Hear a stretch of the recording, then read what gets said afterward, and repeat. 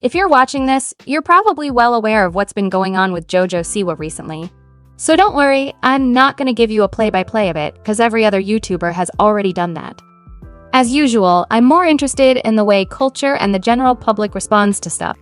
The reaction to JoJo's recent bad girl transformation has been overwhelmingly negative, and I want to explore why that is, including exploring the history of the good girl to bad girl pipeline in pop and in Hollywood, when it works and when it really doesn't. So, if you're interested in that, keep watching and hit subscribe if you enjoy. I'll keep this extremely brief, but in case anyone isn't aware, here's the summary. JoJo rose to prominence at the age of 12 on the show Dance Moms. At the age of 14, she signed with Nickelodeon, and that deal came with music, TV shows, clothing, magazine, interviews, red carpets, merchandise, makeup, you name it. And even throughout her later teenage years, JoJo kept her trademark look of a ponytail and bows and glitter and bright colors. But now that she's in her 20s, JoJo is finally transitioning to a more adult image to coincide with the launch of her new music career and her debut single Karma. However, between looking like a Kiss tribute act, cringy lyrics, and awkward interview moments, this transformation has been widely mocked online and doesn't seem to have had the results she wanted. Again, I'm not going to deep dive everything that's been going on with her because it's already been covered by other people. But this is far from the first time we've seen a formerly innocent, family-friendly child star go through a dark makeover, but this is one of the least successful examples of it. So, I want to break down the classic bad girl rebrand trope and what makes or breaks its success. So in order to do that, I've broken my little case studies down into 4 categories. In the top left, we have true and successful good girl to bad girl rebrands. And by this, I mean ones where the transformation was drastic and transformation has aged incredibly well. You'll find with these drastic image makeovers, they are basically never received entirely positively at first because it's such a shock, but I'm more concerned with the long-term view of them. In the top right, we have good girl to bad girl rebrands which were received positively almost immediately, and this is usually because they're more subtle. In the bottom left corner, I've put rebrands that were unsuccessful because they weren't actually trying to be successful. And by this, I mean accidental bad girl rebrands, where someone's reputation suddenly becomes negative, but it wasn't some deliberately orchestrated image makeover or new era. They were just suddenly deemed controversial for one reason or another, and those reasons are usually substances or mental health. And finally, in the bottom right, I have attempted bad girl rebrands that were unsuccessful because they just weren't convincing. In the category of successful rebrands, it's best to start with the queen of pop herself, Madonna. Madonna's self-titled first album came out in 1983. This was an extremely successful launch of a music career, but the music itself and Madonna's image at the time was pretty wholesome and innocuous, what would now be categorized as pretty generic pop. However, it was new at the time, and Madonna quickly became one of the biggest fashion icons of the early 80s, with her young female fans copying her style of bleached hair, tons of bracelets, fishnet leg warmers, and skirts worn over capri pants. And this later became known as the Madonna wannabe phenomenon. Madonna first began to gain criticism with her second album in 1984, Like a Virgin.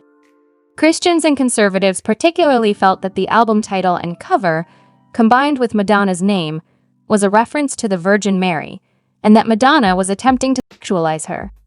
But Madonna didn't really become known as a bad girl or controversial pop star until the 1984 VMAs. You'll hear the VMAs referenced a lot throughout this video, by the way. Madonna performed like a virgin while wearing a wedding dress with a sheer, lacy bra-like bodice. She kind of rides around on the floor in quite a sexualized way that was extremely scandalous at the time, and Madonna later recalled being told that her career was over because of this performance. Almost overnight, she was deemed controversial and a bad influence, and there was an inevitable moral panic from parents who no longer wanted their daughters to copy Madonna.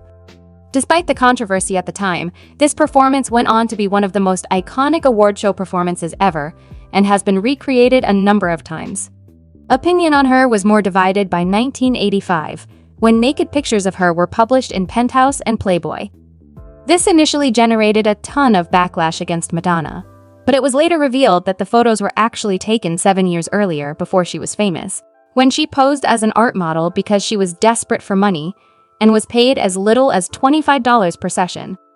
Madonna referred to the controversy that year at Live Aid, when she said she wouldn't take her jacket off because, quote, "the media might hold it against me 10 years from now." The most controversial period of her career by far was in 1989 with the release of Like a Prayer. The song itself wasn't scandalous, and was even used in a wholesome Pepsi commercial when Madonna was launched as the new face of the company. Literally the day after the Pepsi commercial, Madonna dropped the music video, which features burning crosses, sexualized Catholic imagery, and Madonna dreaming of making love to a saint. This led to unbelievable amounts of backlash. Not only was Madonna globally condemned, including by the Pope, but there was a significant boycott of Pepsi, who were not only sponsoring Madonna, but also her upcoming tour. Pepsi ultimately dropped Madonna and every American TV channel, with the exception of MTV banned the video. Madonna never apologized and said that art is supposed to disturb the peace. I actually think this was the best possible response from her. Her being so unapologetic meant that raunchiness and scandal became expected from her, and she was able to continue her career, which probably wouldn't have happened if she tried to return to being seen as a good girl. Of course, she had other controversies in her career, such as in 1992 with her erotic photography book, but she has been able to maintain one of the longest careers in pop, so I would say the Bad Girl rebrand was very successful. After Madonna came two of the most famous Bad Girl rebrands of all time from Christina and Britney. The pair rose to fame in the early 90s on the Mickey Mouse Clubhouse. And in the late 90s, they both launched their solo music careers, Britney with Baby One More Time and Christina with Genie in a Bottle. I think people know the story when it comes to Britney, and it's obviously a very sad one. Britney's manager, Larry Rudolph, pitched her to a bunch of record labels, but was rejected because they were only looking for groups, famously saying there won't be another Madonna. However, she ended up impressing Jive Records with a soulful cover of Whitney Houston's I Have Nothing. Despite Britney's naturally deep singing voice, she was assigned to producer Eric Foster White, who pushed her towards using her now famous baby voice, which ended up damaging her vocals in the long run. Britney released Baby One More Time, which got a little bit of criticism because of Britney's schoolgirl outfit with the shirt tied up. Her follow-up first album sold 30 million copies, making it one of the best-selling albums of all time. At the same time, Christina dropped Genie in a Bottle, which was also a major success, becoming the second biggest song of 1999. Genie in a Bottle was more controversial and deemed too mature for a teen pop star, leading to it being censored by Radio Disney. Like Britney, Christina's natural talents were also interfered with. She always wanted to pursue R&B and soul, but was pushed by Disney towards teen pop, which was more profitable for them. In the early 2000s, both of them got sick of their Disney image and attempted to shed it, with Christina appearing in Lady Marmalade, and Britney releasing Oops, I Did It Again featuring her in a latex outfit and singing I'm Not That Innocent, and later stripping off to a flesh-colored bodysuit at the 2000 VMAs. The Bad Girl rebrand fully kicked in for them around the same time. Christina launched her alter ego, Xtina, dyed her hair black, released the controversial song Dirty with a music video featuring various fetishes leading to international controversy and bans, and culminating in the release of her album, Strip. Britney, on the other hand, delivered one of the most famous performances of all time at the VMAs in 2001, singing I'm a Slave for You with a python wrapped around her. At the time, Christina's music was generating much more controversy, but for Britney, it was her personal life that led to her being considered a bad girl, particularly when she was accused of infidelity by Justin Timberlake in 2002. Famously, at the VMAs in 2003, both Christina and Britney kissed Madonna after appearing on stage together singing Like a Virgin. Of course, Britney went on to get more criticism than ever around 2007, but that wasn't really related to her music, so I won't get into that. Although the pair of them faced continual backlash throughout their careers, I think the reason they both maintained status as pop stars was because of their genuine talent. Even in the midst of controversy, critics couldn't help but acknowledge Christina's talent, with her winning Best New Artist at the 2000 Grammys, receiving widespread acclaim for her song Beautiful, cementing her as a more mature artist, and her famous soulful performance at the 2007 Grammys, which is considered one of the best Grammy performances ever. Britney's critics also couldn't deny her success. Baby One More Time is not only considered one of the best pop songs of all time, but it came with one of the most iconic music videos ever. And her 2001 self-titled album, which has influences of funk and hip-hop, was highly respected by critics. Despite the amount of upheaval both of them had to go through, it's undeniable that both of them successfully shed their childlike Disney image and continued having success afterwards. If we're gonna talk about the good girl gone bad pipeline, then I obviously have to talk about the person who literally has an album called that, Rihanna. But before this rebrand, her first two albums were very simple, girly and innocent. These albums were mildly successful in North America, but not smash successes, certainly not worldwide. Her real launch into global superstardom came with her third album, Good Girl Gone Bad, which features singles like Umbrella, Don't Stop the Music, and Shut Up and Drive. This album was a major international success, but Rihanna's sound and image got even darker with her fourth album, Rated R. For the rest of her music career, Rihanna had several scandals, including frequent Twitter arguments, being banned from Instagram, provocative performances, revealing red carpet outfits, and more recently being repeatedly accused of disrespecting both Islam and Christianity, despite saying, "I do not play with any kind of disrespect toward God or any religion." Her attitude has been pretty similar to Madonna. She has been completely unapologetic, pardon the pun, and never really apologizes for the backlash she gets for her image. Like Madonna, it just became an accepted part of her brand, and she continued successfully anyway, while also having successfully shed the good girl image she started with. Finally, I of course cannot talk about the bad girl rebrand without talking about probably the most famous example of it, Miley Cyrus. In fact, this has become so synonymous with Miley that throughout JoJo Siwa's recent rebrand, several people have accused her of copying Miley's Bangerz era. Miley was the epitome of the sweet, all-American good girl. She did some minor TV appearances mainly through her famous father, Billie Cyrus, but shot to global fame in 2006 when she was cast as Hannah Montana, which became the largest Disney Channel debut ever and soon became their #1 show. Miley was almost overnight made a worldwide superstar. She was the first Disney Channel star to have clothing, merchandise, TV music, interviews, and millions of fans. She joined the Cheetah Girls on their tour but became the main attraction. But during all of this, Miley was only 13. After the first Hannah Montana soundtrack album shot to #1 on the Billboard charts, Miley signed a 4-album deal with Hollywood Records, and her second project was a double album. Half Hannah, half Miley. In 2008, at the age of just 15, Miley went on her first solo tour, and at the time, Ticketmaster said, quote, "There hadn't been a demand on this level or intensity since the Beatles." It was such a sensation that it was made into a concert movie and given a theatrical release. And of course, throughout all of this, Miley maintained her perfectly innocent image. But that's because she was just a kid. While 15, she started a show on YouTube with her friend Mandy, leading to the infamous video where they make fun of fellow Disney girls, Selena Gomez and Demi Lovato. A few months later, Miley's Gmail was hacked and photos of her in her underwear were leaked. The same month, Miley infamously posed topless for Vanity Fair, with her body obscured by a satin sheet. This led to huge backlash considering Miley was a role model for millions of little girls. But bizarrely, although I guess it's expected for the time, the backlash was mainly directed at her rather than the adults involved.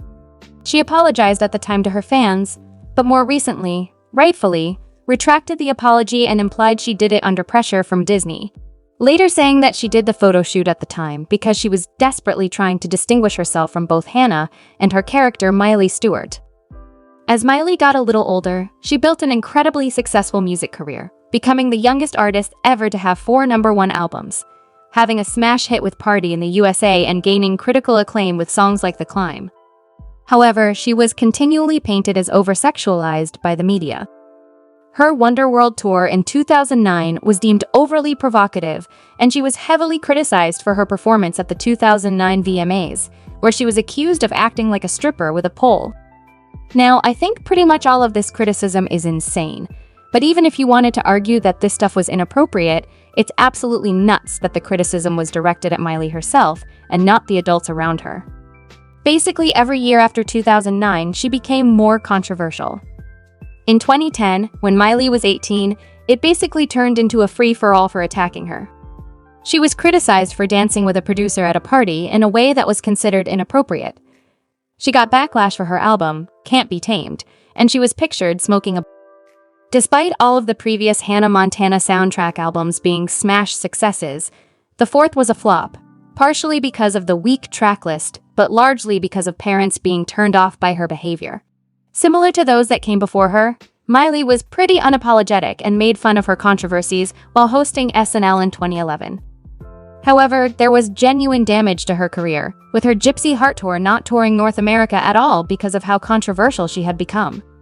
She was also dropped from voicing a character in Hotel Transylvania because of the cake-licking controversy and was replaced by Selena Gomez, who had maintained her good girl image and was constantly compared to Miley, with the press continually attacking Miley for not acting like a good role model like Selena.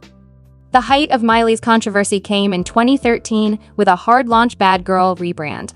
Miley cut her hair into a blonde pixie, hired Larry Rudolph, who previously managed Britney, as her new manager, changed labels, and began changing her sound completely to go in a more hip-hop direction. For the launch of her new album Bangerz, Miley went through one controversy after another.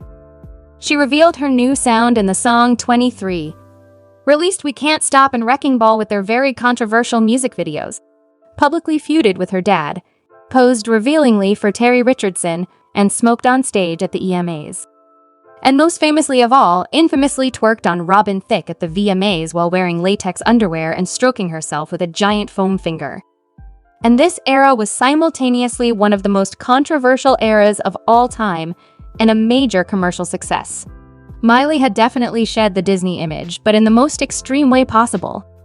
Over the next few years, Miley obviously had further controversies such as several naked photo shoots and her extremely experimental Dead Pets era, but it wasn't a major shock like Bangerz had been.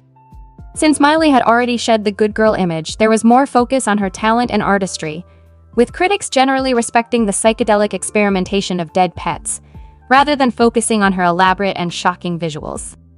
And this focus on her talent led to retrospective critical acclaim of her cover of Jolene and her being hired as a coach on The Voice. I think this chapter for Miley finally closed in 2017 with the release of Malibu, and since then, there has been nothing but praise for her music and vocals. So, all these people can definitely fit into the successful bad girl rebrand category.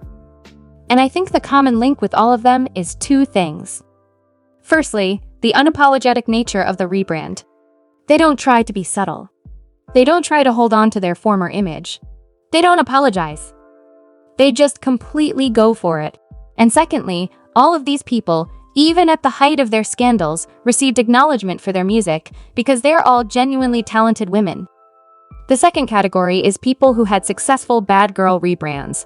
But the rebrands were much more subtle, with them trying to maintain part of their good girl image too. I think an obvious example of this is Taylor Swift's Reputation era.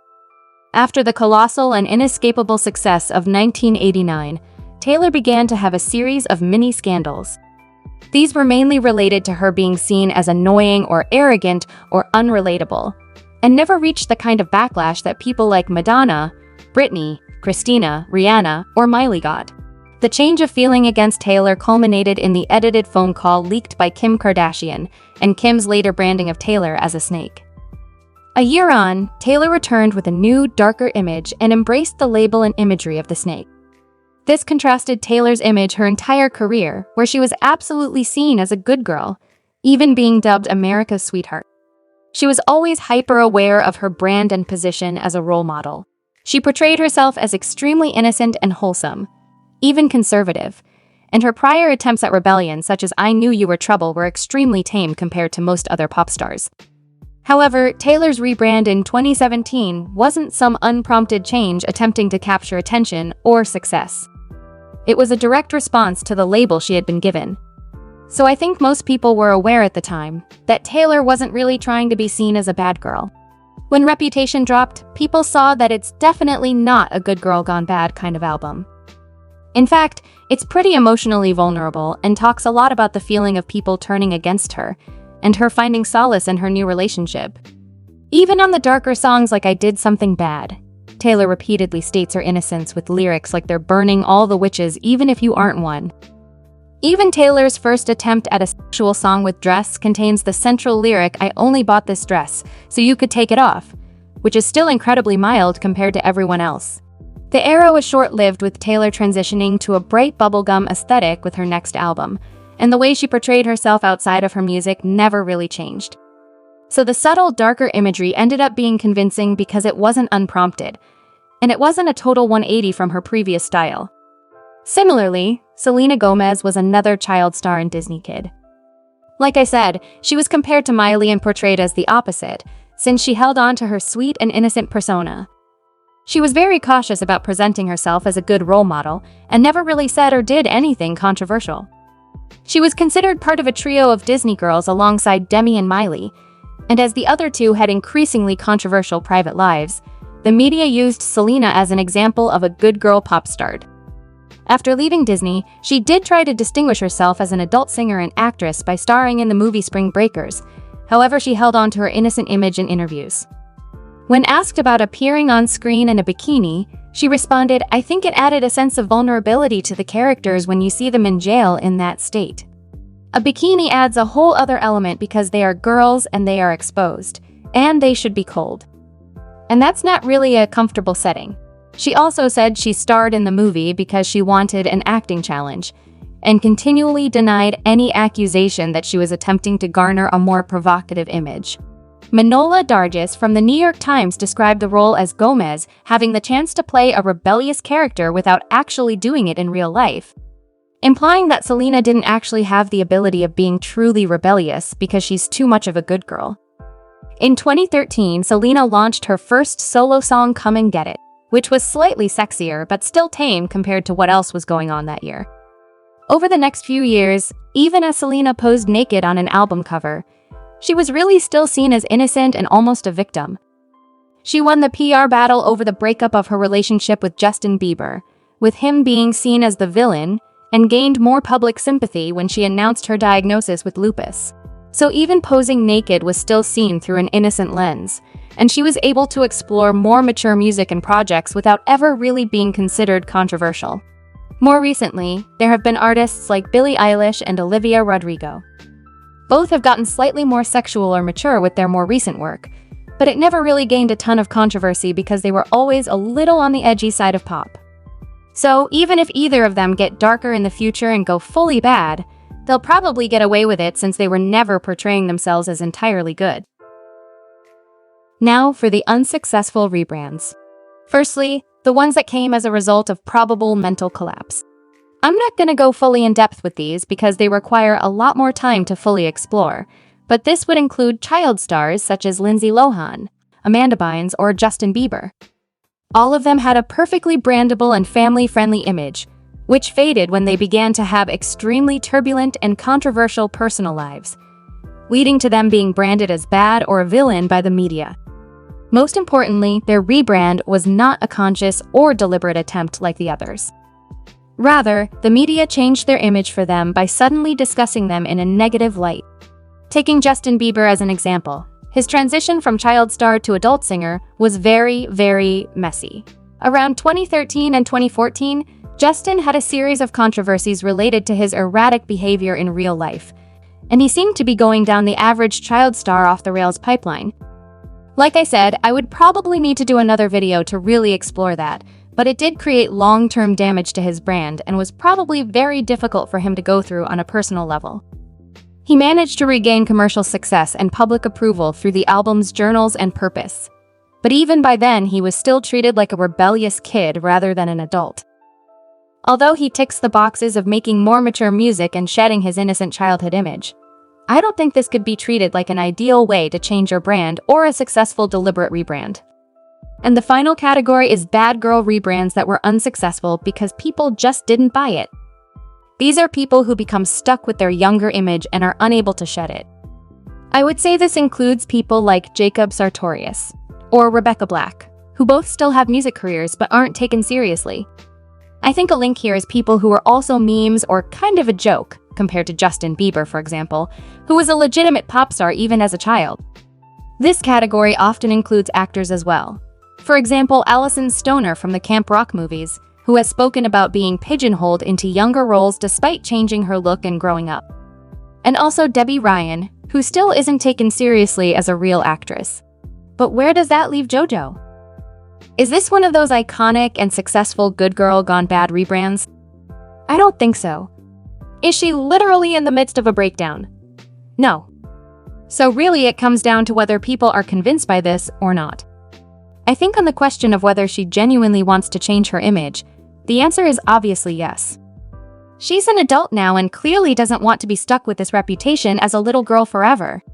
Circling back to all of my case studies, the reasons I have found that make these kinds of transitions work includes genuine talent, unapologeticness, subtlety, public sympathy, having always been edgy, and refusal to let themselves become a meme. And to be honest, JoJo ticks none of these boxes. I don't want to be mean, but she clearly does not have the musical talent of the pop stars I've talked about in this video, and even if she did, she wouldn't be showing that through a song like Karma. She has not been unapologetic and fully embraced the rebrand. In fact, she continually references dance moms in her interviews and seems to still be clinging onto that older chapter. She has not been subtle, and I'm not even gonna explain that. She has failed to garner public sympathy because she has been coming across as so brash and ignorant, and even arrogant. For example, claiming to be the first in her generation to do this kind of image change, seemingly trying to take credit for making gay pop a genre, and saying she doesn't know who Gene Simmons from Kiss is despite literally dressing as him. She obviously hasn't always been edgy. And finally, she has done just about everything to make herself a meme. And the issue now is not just that she's seen as a good girl, but that no one takes her seriously.